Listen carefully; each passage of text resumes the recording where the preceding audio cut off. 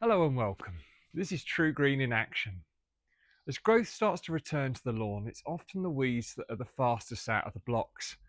But if your lawn, like this one, already has weeds throughout it, today we're going to look at what you can do to get them back under control. I want to start by simply taking a closer look at a couple of weeds on this lawn. It's been neglected whilst building work is ongoing.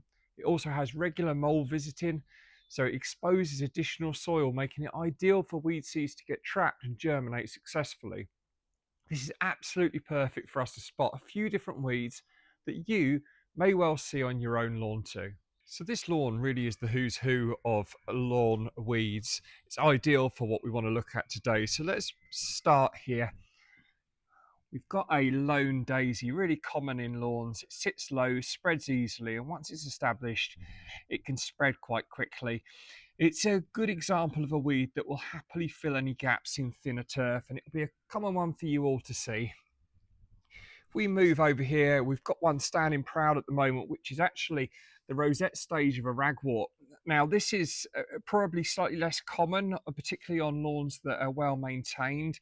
It doesn't tolerate mowing particularly well, so you're far more likely to see this on paddocks or areas that are mown infrequently. But actually, this one, if it does get hold, then it can cause you a little bit of a problem to get out again. So early intervention is key with that one.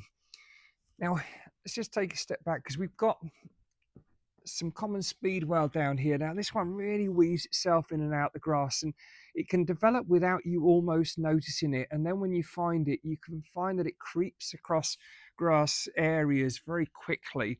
Now, this is quite a persistent weed, so it often requires more than one application to get it under control. We've actually got some more over here, which this is a slightly different variety. This is time leaf speedwell.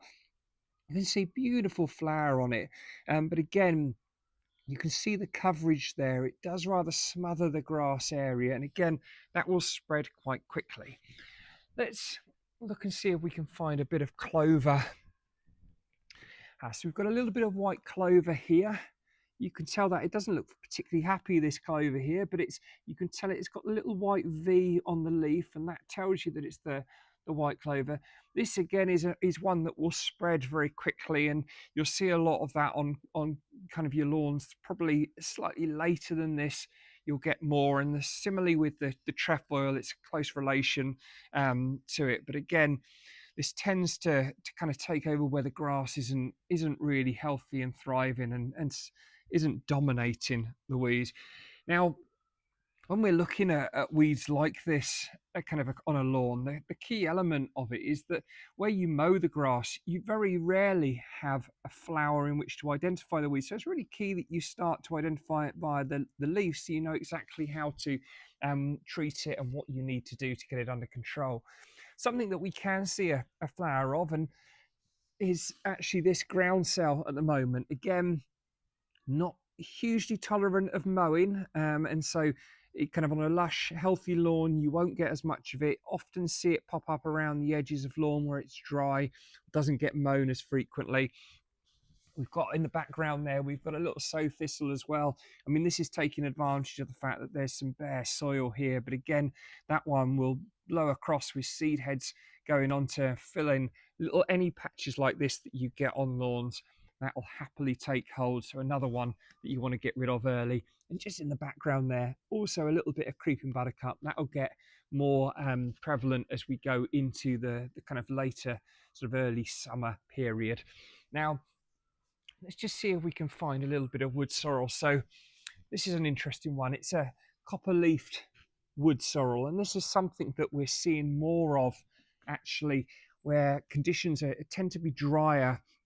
Seeing more of this take hold, and it tends to start around the edge of lawns and then creep in. And it's another one like the speedwell that does take more than one treatment usually to get it under control. So again, the earlier you start on that, the better. Now, once weeds like this are established, it's important to act, but it's just as important to act in the right way. So for the odd weed, something like the the ragwort here or the lone daisy, then you can be effective by just digging them out individually. But once you get into things like your clovers here or your speedwell, it's obviously far less practical. So when weeds are more widespread like that, we often see things like clover, speedwell, self-heal or trefoils. Kind of sort of your hand removal quickly becomes less practical, and this is where treatment becomes the better option. If you're looking to treat them yourself, then timing and application are really important. Weeds need to be actively growing for treatments to work effectively. It's important to apply evenly across the lawn. One thing we very often see is part-used bottles of weed killer being left in sheds and brought out year after year. Obviously, when you purchase weed killer from the shelf, very rarely is it going to match the square meterage of your lawn and the amount you need to use, so it's inevitable you're going to end up with these bits and pieces left over. Over time, these can lose effectiveness though, and inconsistent application can lead to patchy results. I mean, sometimes even mix-ups where the labels get worn between patio and grass-safe herbicides can leave people with unsightly patches. This is where professional lawn care can really make a real difference. Using the right products, applied at the right time and at the correct rates to achieve consistent control without damaging the grass. And just like we mentioned before, removing weeds is only part of the solution. Strengthening the lawn afterwards is what helps prevent them from returning. Weeds are ultimately a plant in the wrong place, and I think it's important to acknowledge as well that we're plant lovers too. We know the importance they play in our beautiful planet, and whilst we love an attractive weed-free lawn, we'd always encourage having an area left untreated if you have the space. And we also work with many customers who decide to forego herbicide as part of their plan. But if you are dealing with weeds in your lawn and you do want help getting rid of them or getting them even under control, then contact us for a free lawn analysis. If you haven't already, hit subscribe. But until next time, that's TRUGREEN in action.